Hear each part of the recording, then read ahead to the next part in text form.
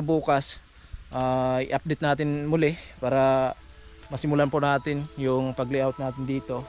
Mabilis lang yung mga kasanay kasi simple lang naman yung silungan na hindi sila mainitan or maulanan. Yung naklim po natin kanina nasa kwampo. Abangan nyo mga kasanay kasi meron pa din tayong bibigyan na isang team pahuway nito. Ayun po.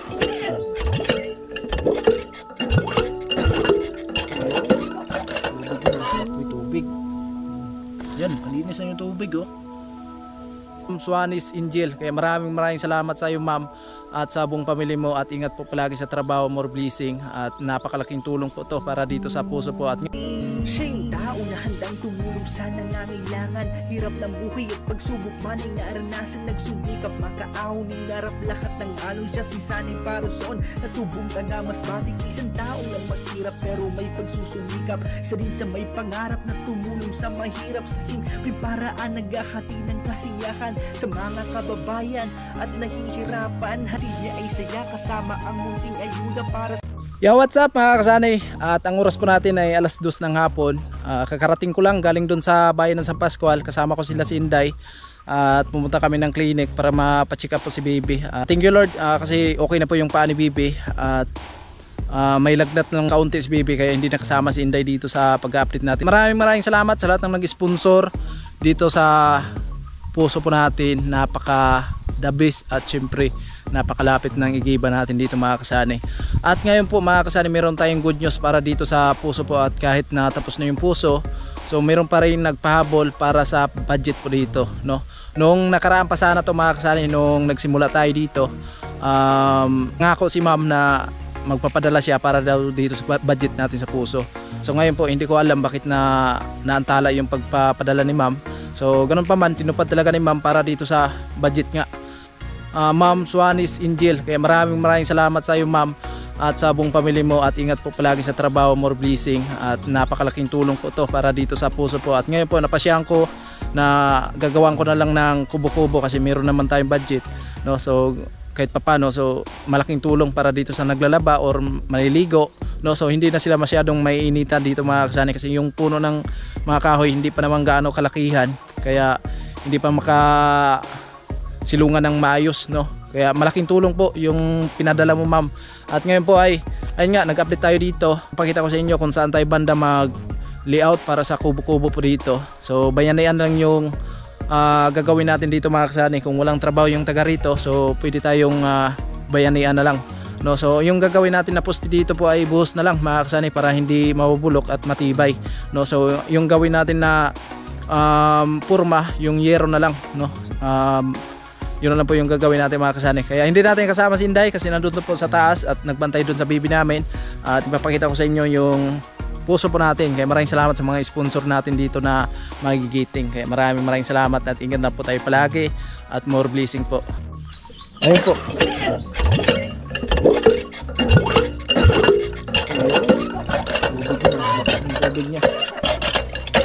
May banyera dun sa baba.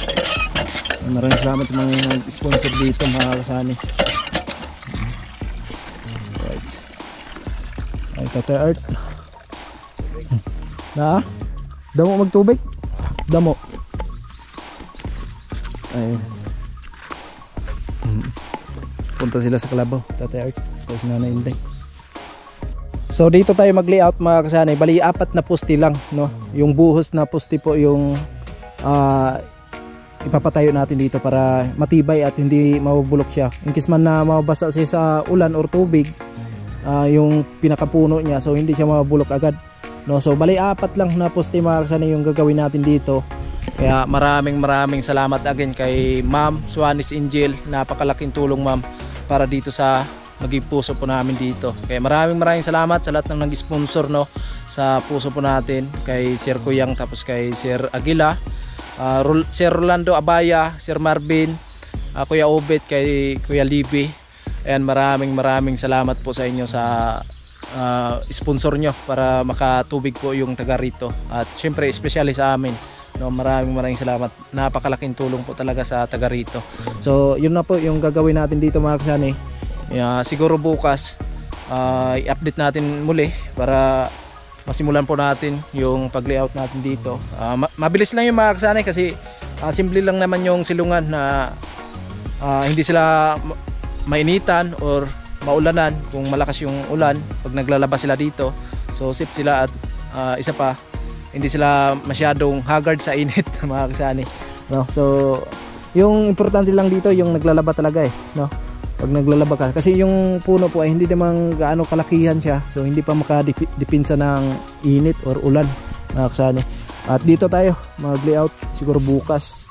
So habang nandito pa tayo, so tayo yung gagawa muna dito mga kasani. At syempre bayanihan lang po yung trabaho natin dito mga kasani pag walang trabaho yung taga rito. So ayan, bayanihan kasi meron naman tayong buhangin, tapos hollow blocks meron pa naman dito, magagamit natin to mga kasani. Tapos yung buhangin po natin, ilan sako pa to, so mamaya titingnan po natin, bibilangin po natin. So yung hollow blocks, medyo marami pa to, no? Ayan, 1, 2, 3, 4, 5, 6, 7, 8, 9, 10, 11, 12, 13, 14, 15, 16 sako mga kasani yung buhangin natin. So makakaya pa yan dito sa poste kasi hindi naman gaano kalakihan yung poste natin. At yung gagawin po natin purma dito is lang po, yero lang, bilugin lang natin, tapos buhusan, lagyan natin ng bakal, medyo nakakatibay din sa poste nya, no? Kaya ayan, malalaman nyo mamaya mga kasani kung magkano po yung pinapadala po ni Ma'am Suanis Angel para sa budget dito sa puso po natin. Kaya ayan, again, so maraming salamat talaga ma'am, at grabe yung blessing na na-share mo dito. Hindi biro po yung na-share mong blessing para dito sa puso. At ayan, abangan nyo lang mga kasani sa susunod pong update natin dito. Okay naman yung tubig niya mga kasani, at sinubukan natin bombahan, okay naman yung tubig niya. Ayan, so meron lang mga dahon ng kawayan kasi malapit tayo sa puno ng kawayan. Tapos dito sa na to, hindi pa masyadong tuyo po yung tinabasan, kaya unti-unti lang sinusunog ni Inday, no? Ayan, may drum tayo, kahit pa paano, so pwede tayo mag-stack ng tubig, no? Ayan, grabe, lupit. At napakasaya sa taga rito kasi malapit lang yung igiban nila. At huwag tayo masyadong alala kung mayroong mag-interest dito sa puso natin. Malapit po yung bahay nila ni Kuya Ondo, yung kapatid ni Inday, no? So matanaw niya agad kung mayroong magluko dito. So ayan mga kasani, in-update ko lang sa inyo at pinakita natin yung mahiwagang nating puso, no? At iba talaga yung style ng puso natin sa Kamsor. At ayun nga, maraming namangha bakit ganito yung style ng puso po natin, kasi yung doon sa Kamsor mga kasani is barina yon, hindi makina. Dito kasi mano-mano yung paghukay nila, no? Ayan. Andito yung mga pangalan ng sponsor, so hindi masyadong nahalata siguro sa yung mga alikabok, hindi masyadong mahalata. Tapos yung pangalan natin dito hindi na makikita din. So okay na mga kasama, marami siyang tubig. Wow, alright. Agad, diba?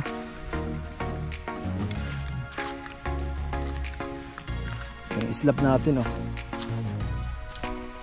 At sip siya, no? Kasi doon tayo naligo tapos maglalaba, so yung dispose ng tubig doon talaga sa baba. So ngayon po, pag natuyo na yung mga tinabasan dyan, tapos nasurog na lahat, tapos nalinisan siya, so pwede natin taniman ng gulayin, mga gabi or ano pang gulay na pwedeng itatanim dyan. Ayan, pwede yan mga kasani kasi yung tubig papunta talaga doon, no? Ayan. So bukas po start tayo dito at i-layout po natin yung 4 na poste po natin di. Pakalupit at napakaswerte sa taga rito kasi marami talagang nag-share ng blessing para makaroon ng tubig. Nakikita nyo yung kahoy na tumahag sa nakatayo na to. So nung nagtrabaho pa sila si Kuya Makoy dito, yung nilagyan nila ng ang tawag nun, nung lubid para kunin yung lupa dun sa ilalim. So ngayon hindi pa natanggal, no? Ayan, yun na lang yung diskarte natin dito mga kasani. Yung na lang, yung poste natin ay buhos na lang, no? Tapos 4 na poste dyan ilagay natin. siguro nasa kuan lang mga 3 meters o 2 meters yung haba niya, tapos yung lapad niya nasa kuan lang 2 meters, pwede na yun. Tapos yung kuan natin, yung banga nandito pa. Ano ba to? Uy, tubig. Yan, malinis na yung tubig oh. Sabi nila dito na daw sila nagiinom, yung taga rito sa baba, kasi malinis talaga yung tubig.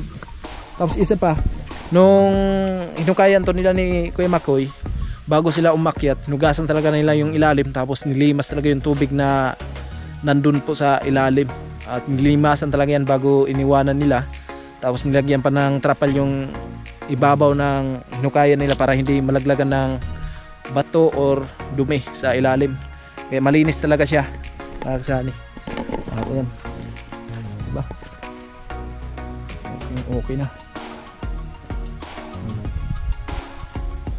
At meron tayong mga hollow blocks. Ayan. Tapos meron pa doon. No? Yung buhangin natin, magamit natin yan. Ayan, mga kasani. Lupit. Pag nalinis na yun dyan, pwede nang taniman yan ng gulayin.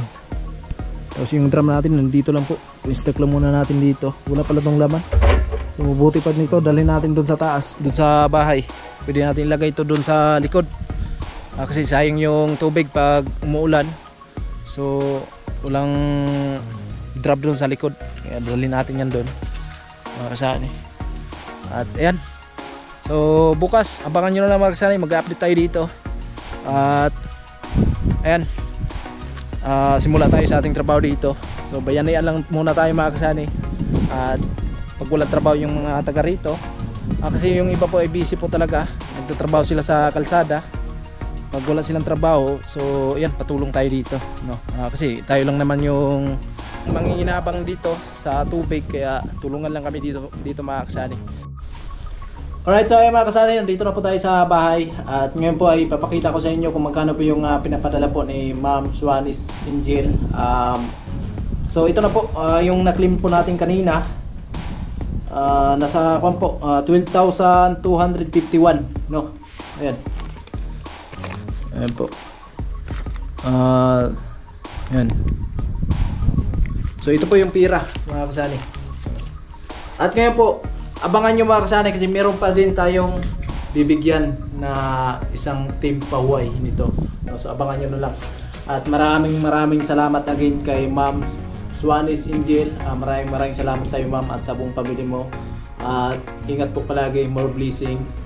At ayan, napakalaking tulong po to para sa budget dito sa puso po. Kahit natapos na yung puso, talagang pinapahabol mo pa rin yung budget para dito po.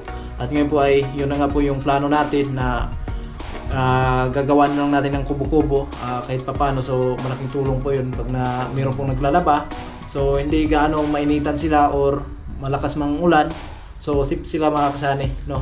Kaya maraming salamat sa iyo ma'am, at ayan, more blessing. At ingat palagi po sa trabaho po. At ngayon po ay ito, abangan nyo na lang mga kasani, kasi mag-update tayo dito sa puso. Baka bukas i-layout natin yung poste niya. Bali 4 na poste lang po yung ipapatayo natin doon, kasi hindi naman gaano kalakihan po yung kubo-kubo po natin, no? So abangan nyo lang mga kasani.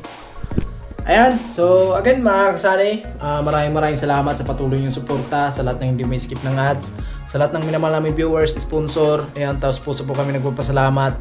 Sana hindi kayo nag-i-skip ng ads para tuloy-tuloy yung sahod natin sa YouTube kahit papano. So makakaipon tayo mga kasani, kahit mang paunti-unti yung sahod natin, at least meron tayong masasahod every month, no? Kaya maraming salamat again sa inyo po sa patuloy na suporta, sa walang sawa yung pupanood sa mga video namin, sa lahat ng team Pahuway, lalo na kay Kuya Nuli. Ayan, shoutout po sa inyo, at ingat lang tayo palagi mga kasani. So ayan mga kasani, hanggang dito lang muna yung vlog natin. Maraming salamat po. Bye bye.